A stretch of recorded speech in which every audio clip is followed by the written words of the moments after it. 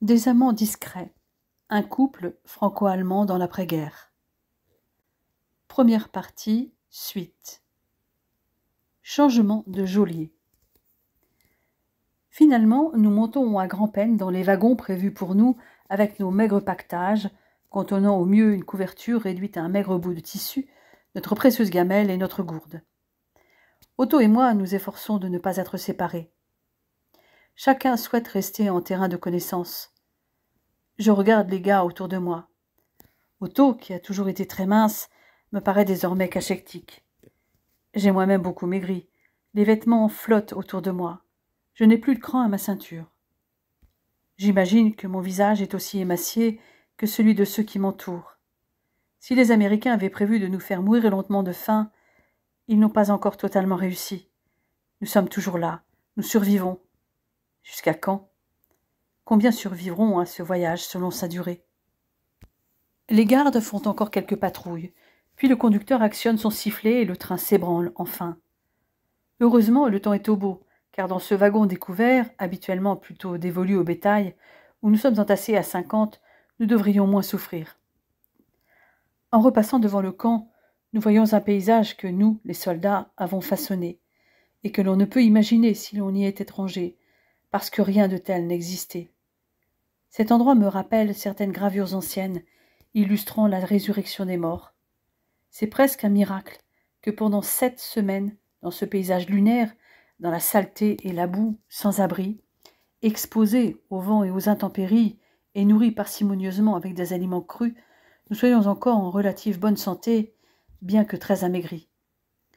Maintenant, bien sûr, notre espoir est que ce cauchemar prenne bientôt fin. Je regarde défiler les paysages, et je m'aperçois rapidement que la direction prise n'est certainement pas celle du nord ou du centre de l'Allemagne. Notre train se dirige vers le sud-ouest. Nous allons vers la France.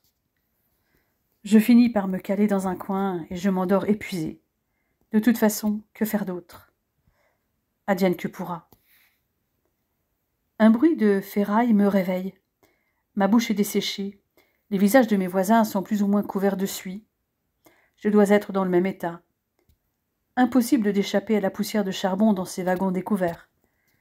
C'est aussi sans doute elle qui est responsable de ma soif. Nous nous levons tous comme un seul homme. Entraîné par la bousculade qui s'ensuit, je me retrouve sur le quai. Notre seule préoccupation est de trouver un robinet d'eau potable pour remplir nos gourdes, avec, évidemment, l'autorisation de nos gardes. L'idéal est d'y arriver dans les premiers pour avoir le temps ensuite de se soulager avant de remonter dans notre wagon. Comme Karl le faisait, j'ai pris l'habitude de garder tous les morceaux de papier assez grands pour servir d'emballage ou tout autre usage. Pouvoir l'utiliser pour m'essuyer me permet de me sentir moins sale et de garder un sentiment de dignité. Lorsque les arrêts sont plus longs, je m'efforce de trouver un journal afin de glaner quelques nouvelles. J'ai au moins l'avantage de maîtriser le français, car tous ceux que je trouve sont dans cette langue. Nous roulons depuis un moment en France, et nous nous dirigeons toujours vers l'ouest. Otto n'est vraiment pas en forme. Lors d'un arrêt à la gare de Saint-Quentin, je me charge de lui ramener de l'eau, car il n'en a pas la force. Dans la queue au robinet, j'ai l'énorme surprise de voir Karl. Nous tombons dans les bras l'un de l'autre, heureux de nous retrouver là, tous les deux. Je lui fais part de mon étonnement de le trouver là, moi qui le pensais de retour parmi les siens. Éternel optimiste, il se contente d'opiner du chef quand je lui fais part de mon inquiétude d'être remis aux Français. Du moment que ce n'est pas aux Russes, c'est pour ça que je n'ai pas voulu retourner chez moi pour l'instant. Peut-être, mais nous avons occupé la France. Certains vont peut-être vouloir se venger. D'après le peu que j'ai pu lire dans les journaux, ils nous veulent pour reconstruire le pays. S'ils nous veulent pour travailler, ils vont devoir au moins nous nourrir, ironise Karl. Il paraît que la priorité va au déminage, au travail dans les mines et dans l'agriculture. Alors Willy, en ce qui me concerne, si je peux choisir, ce sera l'agriculture. D'une part, c'est mon métier, d'autre part, dans une ferme, on arrive toujours à trouver de quoi manger. Le problème, c'est que je n'y connais pas grand-chose à part le peu que j'ai fait quand j'étais dans la Hitlerjugend. Crois-moi, tu pourras apprendre vite. L'essentiel, c'est de rester ensemble, si nous avons la chance d'être dirigés vers le même camp. Tu as certainement raison. En attendant, après avoir fait le plein de nos gourdes, nous rejoignons nos wagons respectifs.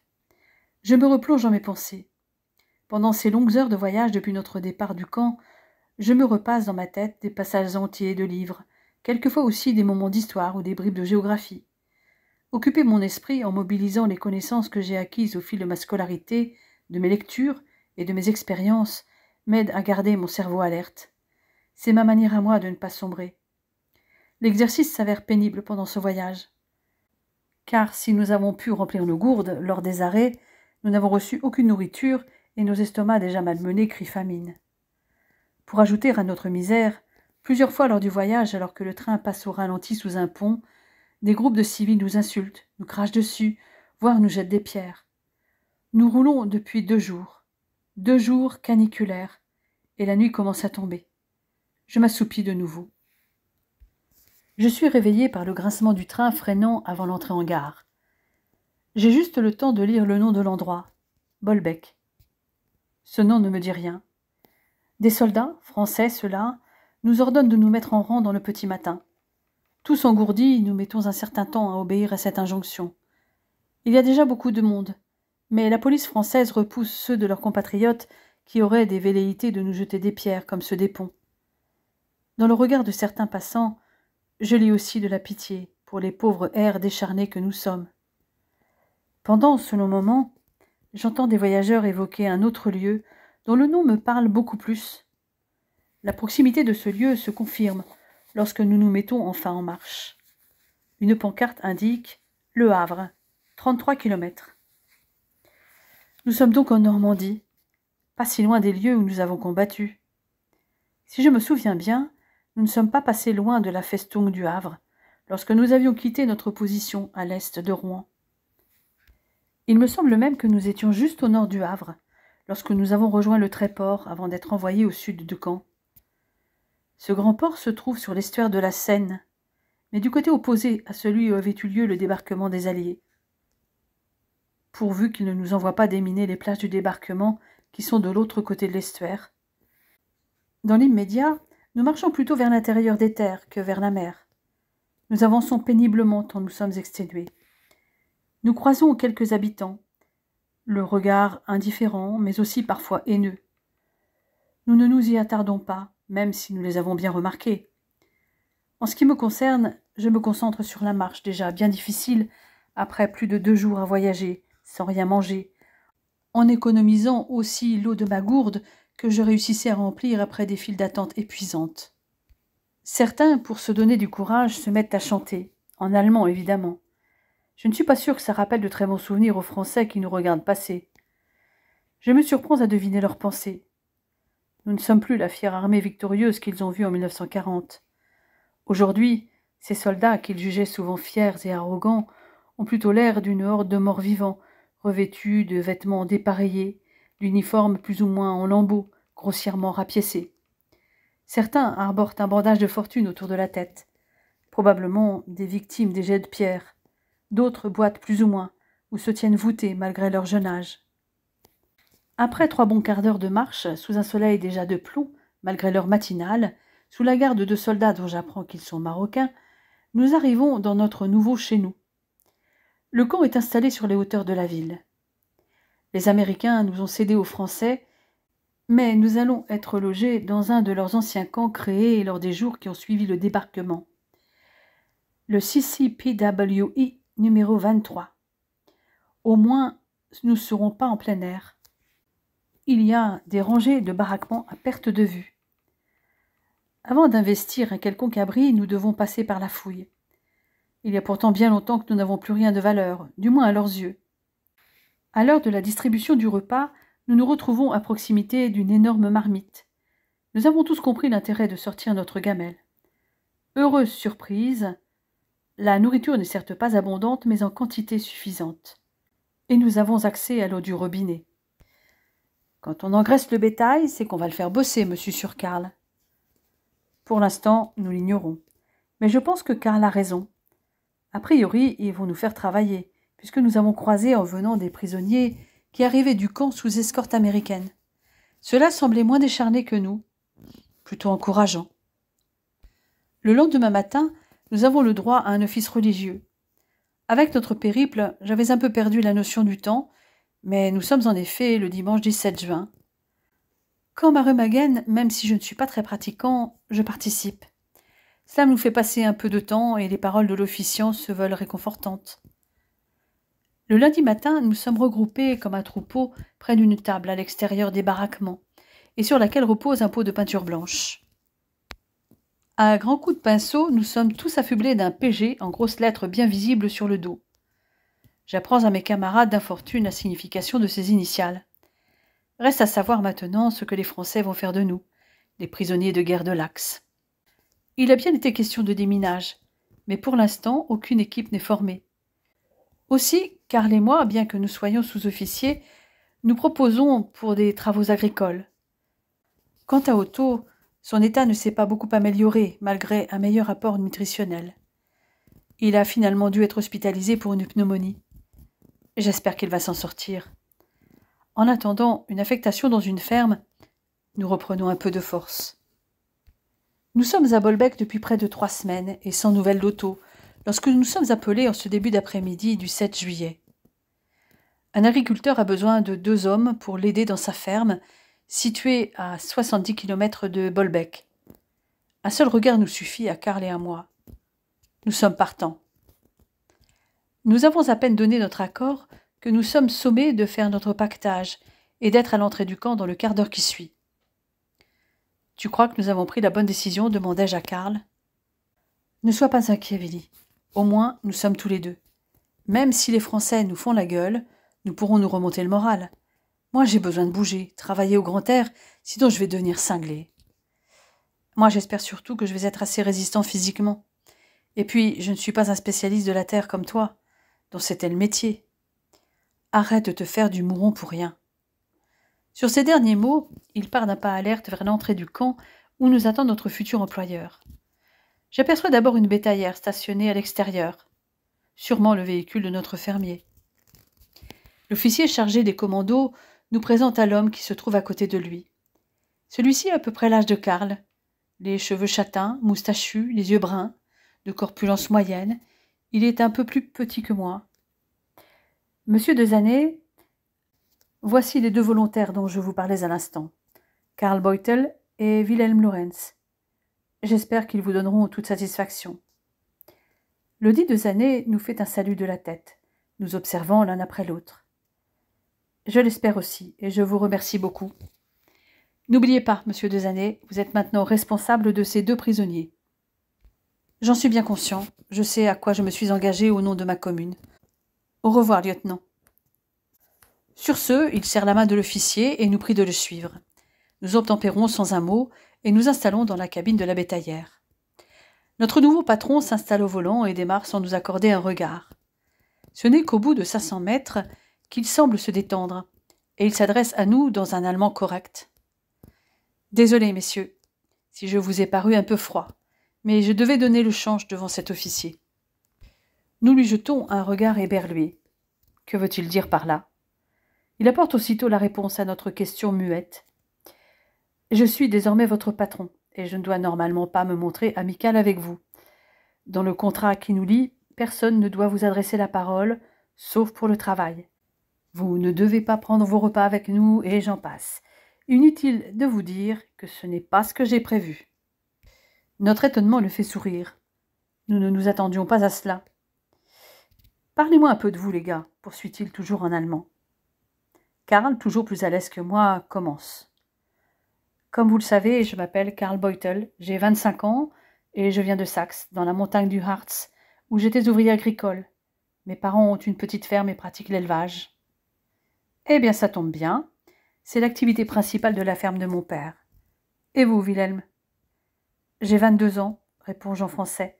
Je suis originaire de Francfort-sur-le-Main. En vérité, j'ai été mobilisé en 1941, juste après mon abitur, l'équivalent de votre baccalauréat. Mon expérience agricole est limitée aux travaux de fenaison et les moissons auxquelles j'ai participé dans le cadre de camps d'été. Je me destinais plutôt à devenir professeur de littérature et de français. Certes, vous n'avez pas d'expérience, mais ce n'est pas grave. Et je vois que vous parlez parfaitement notre langue. Ça vous sera utile avec ma famille qui ne parle pas la vôtre. » Il s'adresse alors de nouveau à Karl, pour s'enquérir s'il parle un peu français. Mon ami s'est toujours reposé sur moi quand il s'agissait de parler français ou anglais, mais il connaît néanmoins suffisamment de mots pour se débrouiller. Notre interlocuteur ne semble pas se préoccuper de ce manque de pratique. Bien, c'est à mon tour de me présenter. Mon nom, vous le connaissez, c'est 2 années. Mon prénom est André. J'ai 25 ans comme vous, Karl.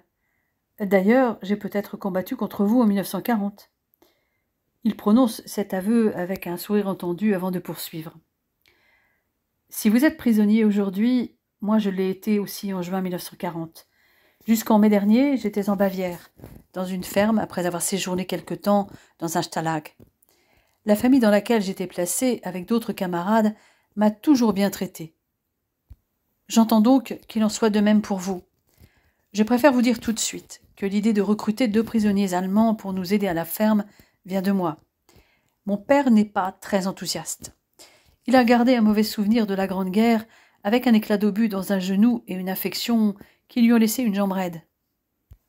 Et c'est surtout un membre de la résistance. Il vous paraîtra donc froid, voire grognon, mais si votre travail est bien fait, tout se passera bien. Il nous explique qu'auparavant, 2 ouvriers agricoles travaillaient avec lui et son père à la ferme.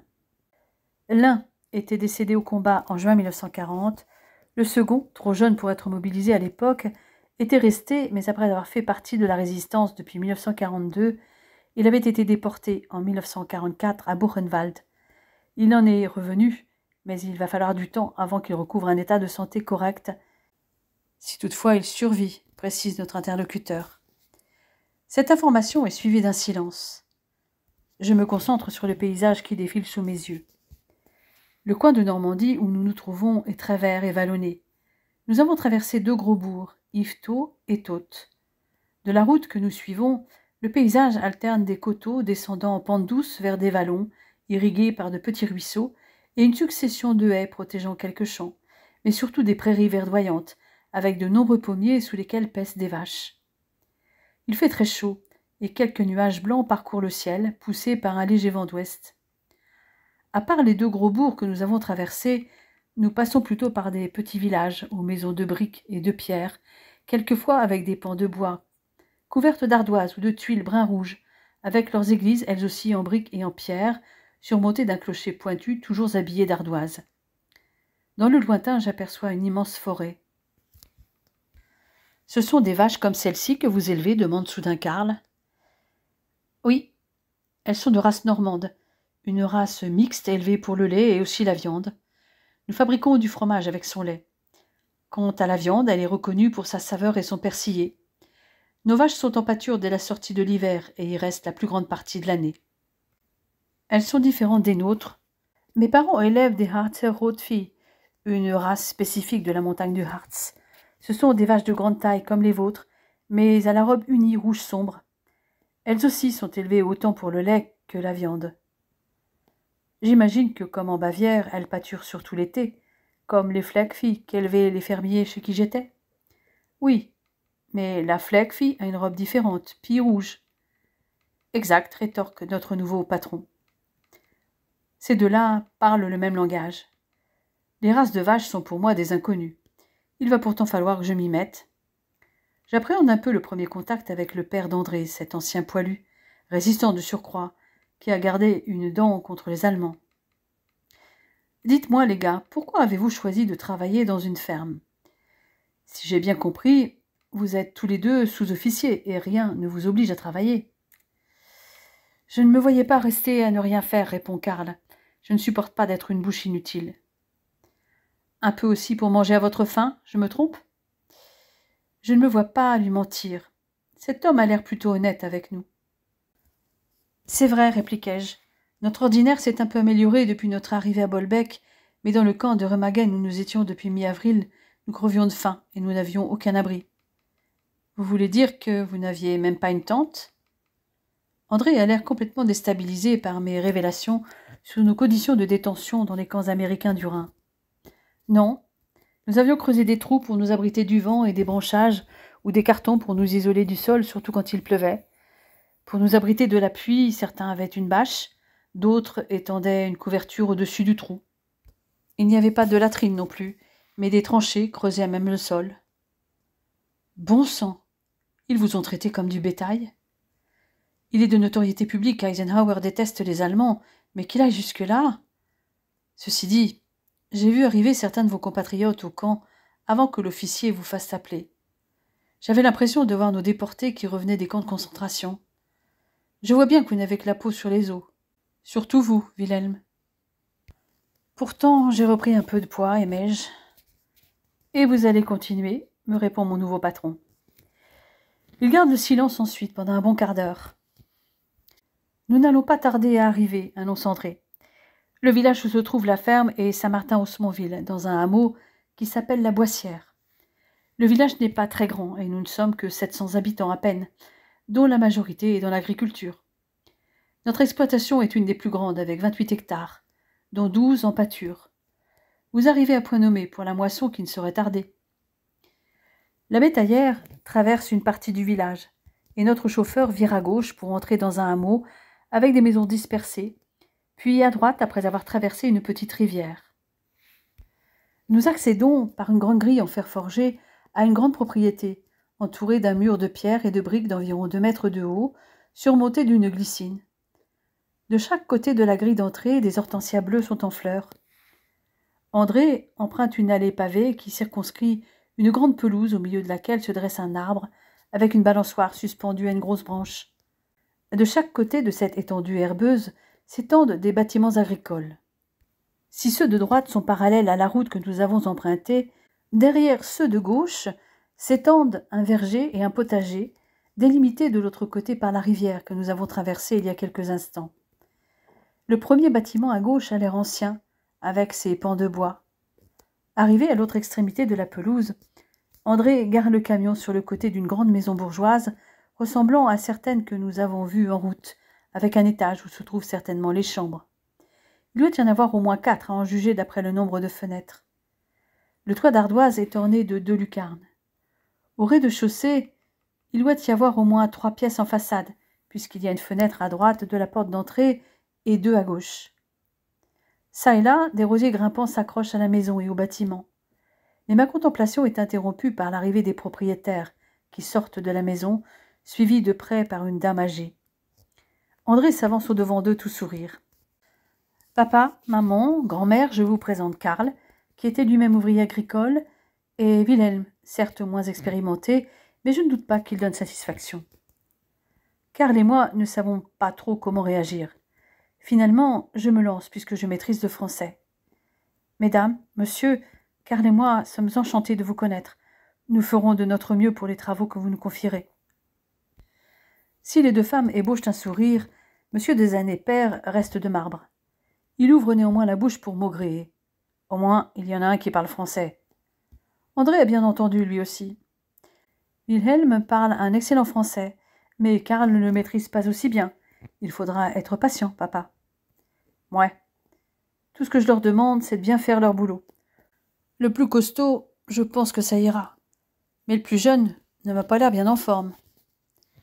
Son fils ne rebondit pas et continue les présentations avec sa grand-mère, Albertine, qui s'occupe des volailles et des lapins ainsi que du potager. Quant à Madame Desaney, elle s'occupe de la traite des vaches et de la fabrication du beurre et du fromage, entre autres tâches. C'est alors qu'une jeune femme très blonde et très mince arrive à vélo. Vêtue d'une robe rouge fleurie et chaussée de sandales plates, elle a attaché ses longs cheveux avec un foulard de la même teinte que sa robe. Elle pose son vélo contre le mur et se dirige vers nous en courant. Je n'arrive pas à détacher mes yeux de cette apparition. Désolée pour le retard, j'étais partie porter quelques bricoles au moulin. Pas de problème, sœurette, tu n'as pas manqué grand-chose. Comme punition, tu vas devoir te présenter toi-même. Si tu crois que ça me gêne. Elle se dirige d'abord vers Karl. Bonjour, je suis Hélène Desaney, la petite sœur d'André. Et vous? Karl Beutel, bafouille mon ami. Enchantée, Karl, rétorque-t-elle en lui tendant la main. Puis, sans transition, après cette poignée de main, elle se tourne vers moi. Mon regard ne l'a pas lâché un seul instant. Je suis comme paralysée. Une dizaine de centimètres plus petite que moi, elle a levé ses magnifiques yeux pour happer les miens. Je ne vois qu'eux. et je n'arrive pas à définir leur couleur avec exactitude. Je dirais noisette, avec des paillettes dorées, ou couleur de miel. Et vous? Je reste muet, comme si je n'avais pas compris sa question. En fait, mon regard a glissé sur ses lèvres, qui esquissent un sourire. Je reçois un coup de coude dans les côtes de la part de Karl. Willi, war auf, die junge Dame spricht zu dir.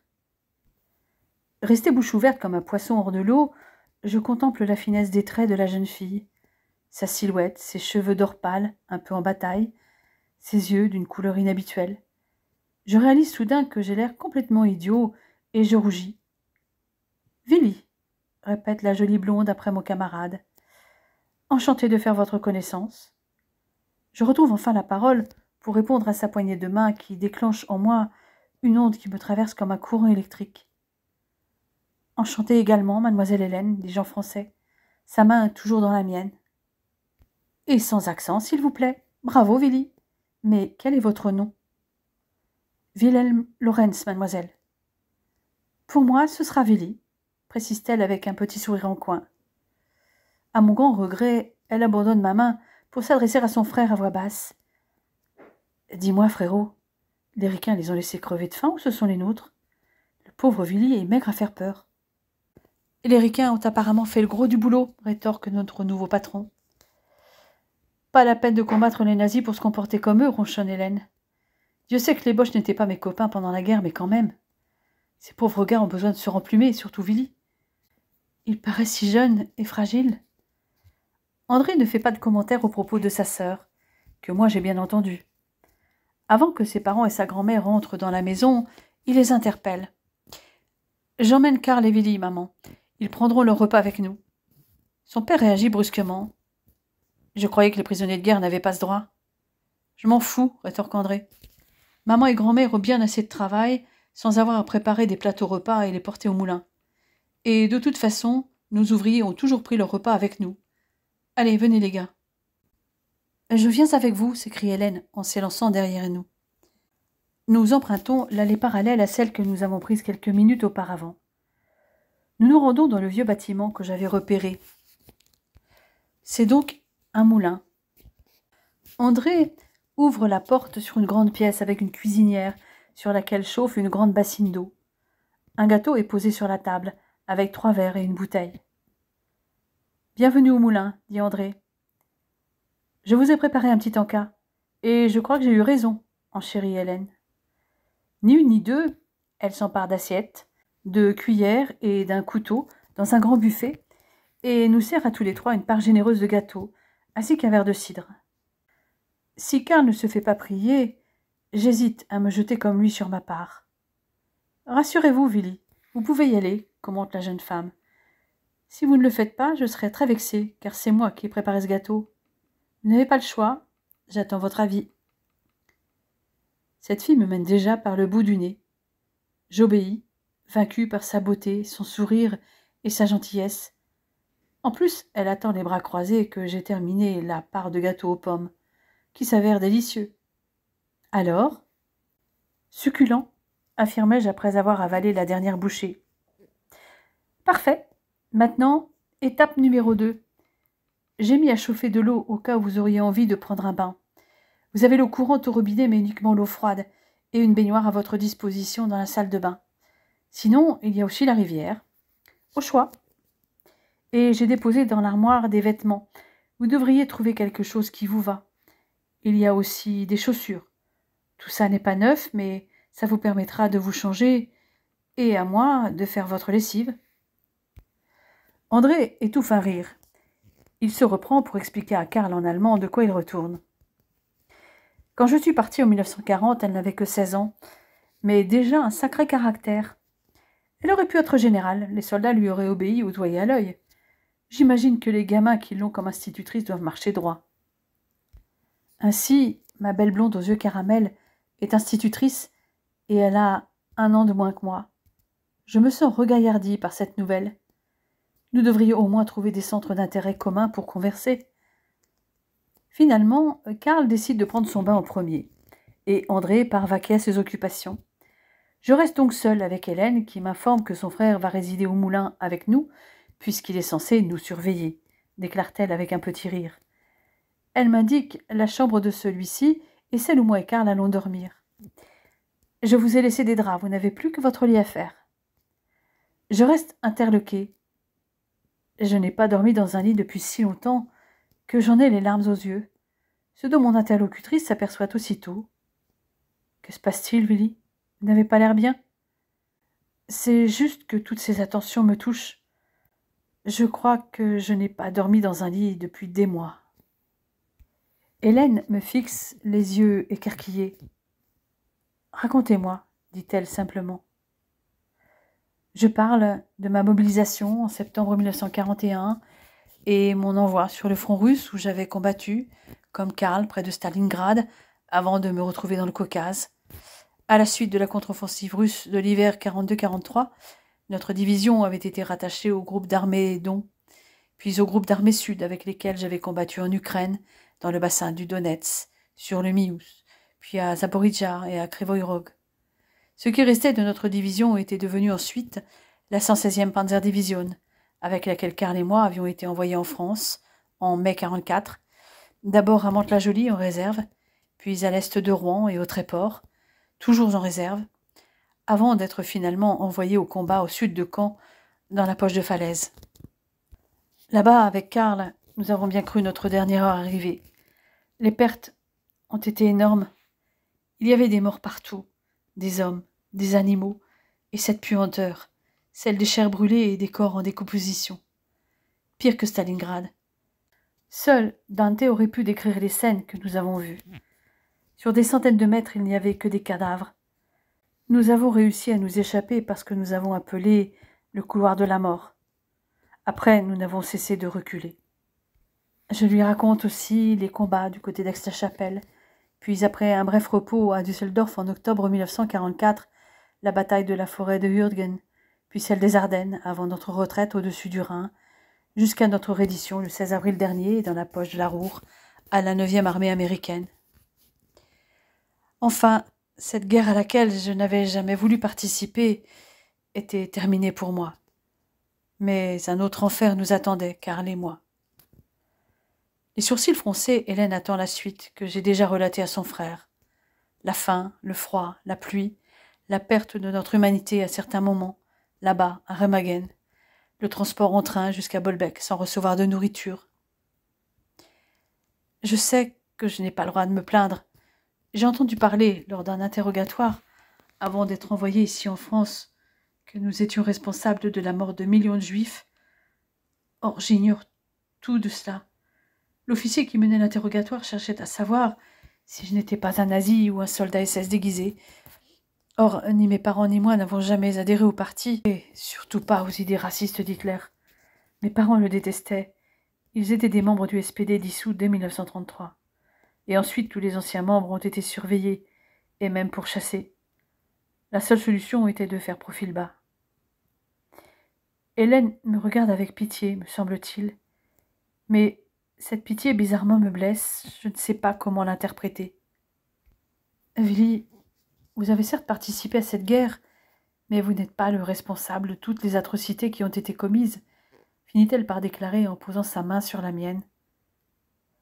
Nous ne savions que ce que la radio, les journaux allemands divulguaient, ou les images de la Wochenschau, une émission d'actualité qu'on nous diffusait dans les cinémas.